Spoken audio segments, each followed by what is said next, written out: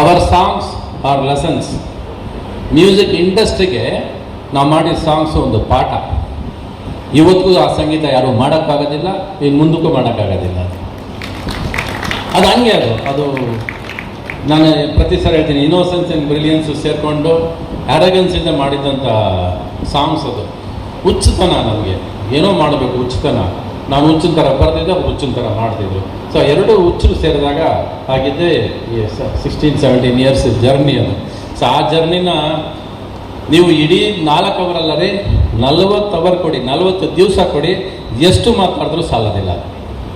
ಒಂದೊಂದು song create ಆದಾಗಲೂ, ಒಂದೊಂದು song ಆದಾಗಲೂ ಕೂಡ ಒಂದೊಂದರಲ್ಲಿ ಹಿಂದೆ ಒಂದೊಂದು ಕಥೆಗಳಿದೆ.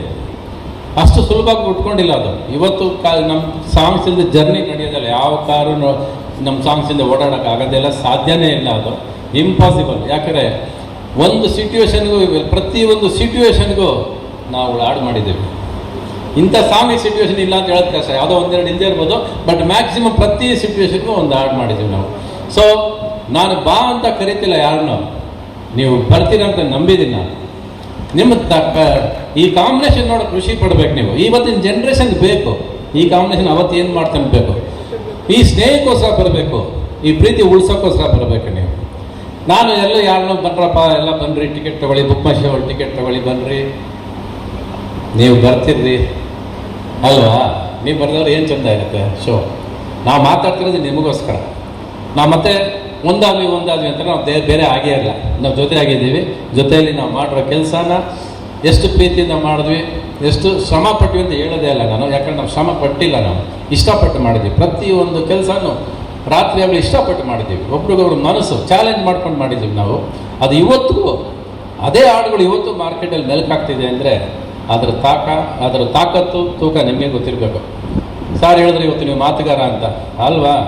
45 ವರ್ಷ ಆದ್ಮೇಲೆ ಮೈಯಲ್ಲಿ ತೂಕನೂ ಜಾಸ್ತಿ ಆಯಿತು, ಮಾತಲ್ಲಿ ತೂಕನೂ ಜಾಸ್ತಿ ಆಯಿತು, ಎರಡೂ ಒಟ್ಟಿಗೆ. ಸೊ ಅದು ಜರ್ನಿ. ಇನ್ನು ನಾಗೇಶ ಇವನ ಹತ್ರ ಜಗಳ ಆಡ್ಕೊಂಡೇ ಶುರು ಆಗೋದು ಪ್ರತಿ ದಿವಸ. ಅವನು ಹೆಂಗಾಗಿದೆ ನೋಡಿ ಇವತ್ತು, ಡಬಲ್ ತೂಕ ಆಗೋದು ಅಲ್ಲದೆ ಮಾತೇ ಇಲ್ಲ ನನ್ನ ಮಗಂದು ಇವತ್ತು. ಫಸ್ಟ್ ಫಿಲಿಮಿಂದ ಹೇಳ್ತಿರೋದು, ಜಗಳ ಆಡ್ಕೊಂಡೇ ಶುರು ಆಗೋದು ನಮಗೆ. ಇದು ಆ ತುಂಟತನ, ಆ ಜಗಳ ಇವತ್ತು ಹೆಂಗೆ ಕೂತಿದೆ, ಹೆಂಗೆ ಮಾತಾಡ್ತೀವಿ, ಆ ಜಗಳ ಅಲ್ಲ ಅದು. ಅದೊಂದು ಪರಸ್ಪರ ಸ್ನೇಹ ಉಳ್ಕೊಂಡಿರುತ್ತೆ, ಪ್ರೀತಿ ಇರುತ್ತೆ. ಆ ಜಗಳದಲ್ಲಿ ಕೂಡ ಒಂದು ಪ್ರೀತಿ ಸ್ನೇಹ ಉಳ್ಕೊಂಡಿರುತ್ತೆ. ಅದಕ್ಕೆ ನೀನೊಬ್ಬ ಸಾಕ್ಷಿ, ನಮ್ಮಿಬ್ಬರು ಜರ್ನಿನೂ ಸಾಕ್ಷಿನೇ ಅದಕ್ಕೆ. ಸೊ ದಯವಿಟ್ಟು ಏನು ಮಳೆ ಅಂತಿರಲ್ಲ ಮೇಡಮ್, ಮಳೆಗೆ ಎದುರಂಥ ಕೆಲಸನೇ ಇಲ್ಲ. ಮಳೆ ಬಂದಂದರೆ ನಾವು ಸ್ವಾತಿ ಮುತ್ತಿನ ಮಳೆಯನ್ನು ಎಲ್ಲಿ ಮಾಡ್ತಿದ್ವಿ, ಪ್ರೀತಿಯಲ್ಲಿ ಮಾಡ್ತಿದ್ವಿ, ಚಿಟಪಟ ಸಾಂಗ್ ಎಲ್ಲಿ ಮಾಡ್ತಿದ್ವಿ, ಮಳೆ ಅದನ್ನು ಸಾಂಗ್ ಮಾಡಿದ್ವಲ್ಲ. ಅದು ಎಷ್ಟು ಸಾಂಗ್ಸ್ ಮಳೆ ಇಲ್ಲದೆ ರವಿಚಂದ್ರನ್ ಸಾಂಗ್ಸೇ ಇರ್ತಿರಲಿಲ್ಲ ಒಂದು ಕಾಲದಲ್ಲಿ. ರವಿಚಂದ್ರನ್ ಮಳೆ ಸಾಂಗ್ಸು, ರೊಮ್ಯಾನ್ಸ್ ಸಾಂಗ್ಸ್ ಅಂತ ಇರೋದು. ಪ್ರೇಮ್ಲೋಕದಲ್ಲಿ ನಾವು ಪ್ರೇಮ್ಲೋಕ ಶೂಟಿಂಗ್ ಮಾಡ್ತಿರ್ಬೇಕಾದ್ರೆ ಕುದುರೆಮುಖದಲ್ಲಿ ಹೆವಿ ರೈನ್ಸು, ಕ್ಯಾಮ್ರಾಮ್ಯಾನ್ ಎಲ್ಲ ಗಾಡಿ ಒಳಗೆ ಚಳಿಯಲ್ಲಿ ಕೂತ್ಕೊಂಡ್ಬಿಟ್ಟಿದ್ದಾರೆ. ನಾನು ಗಾಡಿಯಿಂದ ಇಳಿದು ಮಳೆ ನಡ್ಕೊಂಬಂದು ಎಲ್ಲ ಇಡೀರಿ ಮಳೆಯಲ್ಲೇ ಶೂಟಿಂಗ್ ಸ್ಟಾರ್ಟ್ ಅಂದೆ. ಸೊ ಆ ಥರ ಜೀವನ ಮಾಡಿದವನು. ಈ ಜನ ಮಳೆಗೆ ಎದುರೋದಿಲ್ಲ.